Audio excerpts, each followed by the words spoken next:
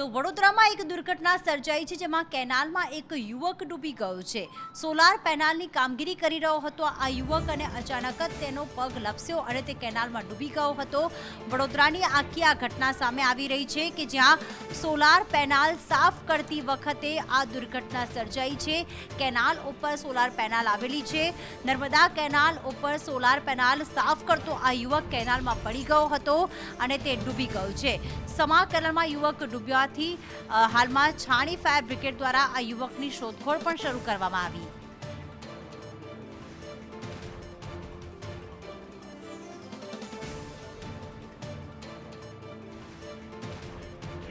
વડોદરાની આખી આ ઘટના સામે આવી રહી છે કે જ્યાં સોલાર પેનલ સાફ કરતી વખતે આ દુર્ઘટના સર્જાઈ છે। કેનાલ ઉપર સોલાર પેનલ આવેલી છે। નર્મદા કેનાલ ઉપર સોલાર પેનલ સાફ કરતો આ યુવક કેનાલમાં પડી ગયો હતો અને તે ડૂબી ગયો છે।